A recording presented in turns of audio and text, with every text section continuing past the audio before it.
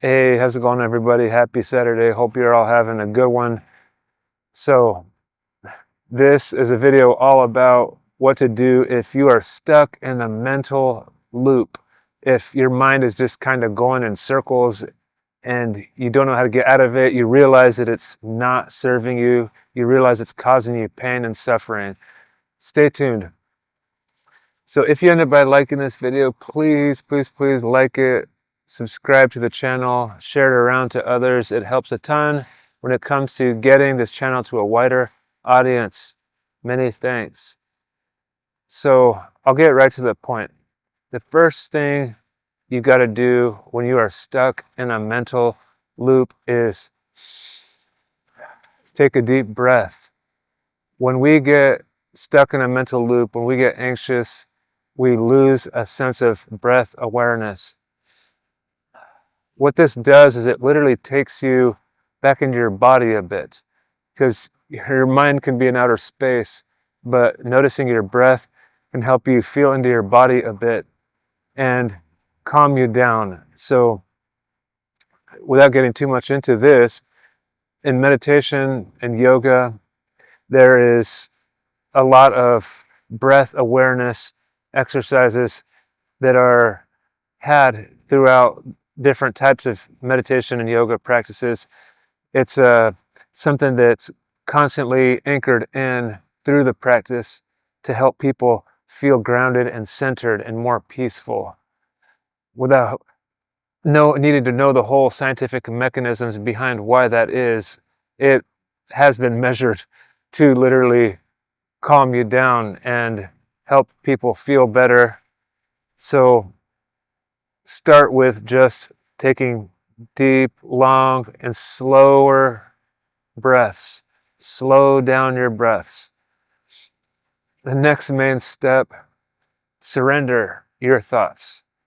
So also big in meditation, in yoga and Buddhism, the thoughts are a monkey mind. They are not you. They are just visitors and passersby. The thing is we end up by focusing in on thoughts so much that we identify with them as who we are, and it can literally cloud every other kind of perspective that may be out there.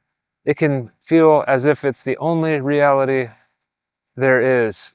And surrendering our thoughts means I'm throwing you out. You're not benefiting me in this moment. So if you believe in God or that type of thing, or the universe, you can say, I surrender to God and God help me, or the universe help me, whatever you believe in. But even if you don't believe in God, just say, I surrender my thoughts. They're not serving me right now. They're causing me pain. So thoughts cause feelings. They can literally interrupt your actions. So thoughts, feelings, actions, and your point of view, your perception, they're all connected. So first step, focus on your breathing. Second step, surrender your thoughts. Third step, go for a walk. Just get out, get away from electronics. Walking also helps you focus on your breathing more. In this day and age, we're just on the phone too much, we're on computers too much, we're watching TV, bombarded with stimulation, and that can make it so that your thoughts are going on autopilot and hijacking you. So really just getting outside, leave your phone behind when you go for this walk. Give yourself at least 15, 20, 30 minutes to go on this walk, and you'll feel better. I've been doing this. I remember 15 years ago, I quit smoking cigarettes, and after trying and failing 100 times, what finally helped me quit smoking was to, every time I got a craving or felt stressed out, being stressed out, if you ever were a smoker or addicted to anything, being stressed out is a big uh, trigger for indulging in that addiction. So instead of smoking a cigarette, I would just go outside and go for a walk. And I noticed that when I came back, I didn't crave it so much anymore. I felt better.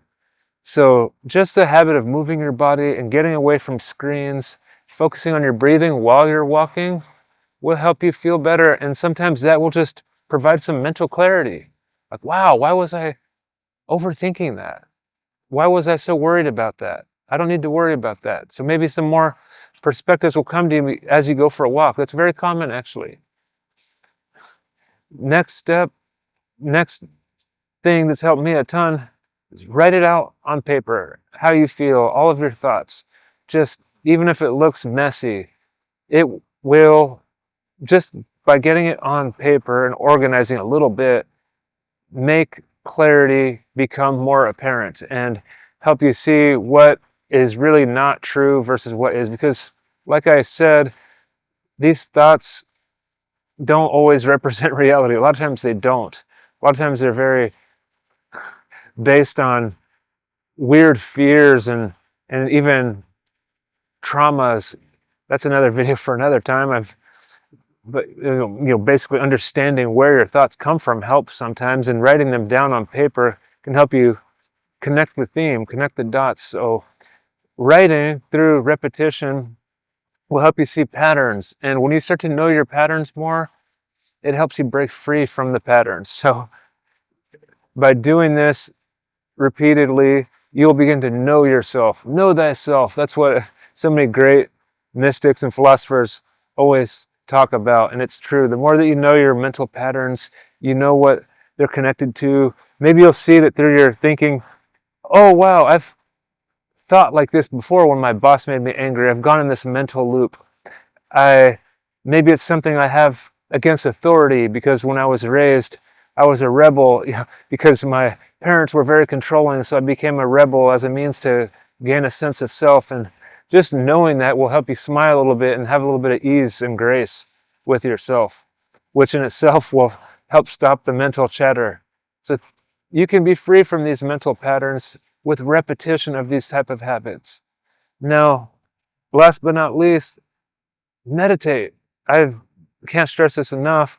I know this is hard in the beginning, so this is kind of one of the more difficult things to get into when you're new at it, but start small is what I'm here to say. Start for a couple of minutes a day at a time.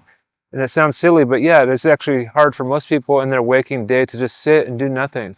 And meditation foundationally has you connect back to your breathing, like I mentioned in the beginning main point. So meditation, you want to increase the duration of it and maybe start with once a day and then move up to twice a day, once in the morning, once at night, because that will help train you to pay attention to your breathing more. When you're more aware of your breathing throughout your day, meditation kind of primes you up for that. You're less likely to tune into these chaotic thoughts. So it just creates a training pattern for you. It creates a baseline for you. There's a ton of free meditation videos on the internet for beginners. So give it a try. It's only going to help. It's not going to hurt unless you have some kind of medical condition that stops you from being able to meditate. But I don't really think I know of any, but you get the drift. So I know how painful getting stuck in mental loops can be. So that's why I made this video. I hope that you found some value and use in it. Please like and subscribe if you have. Many thanks. Take care. Peace.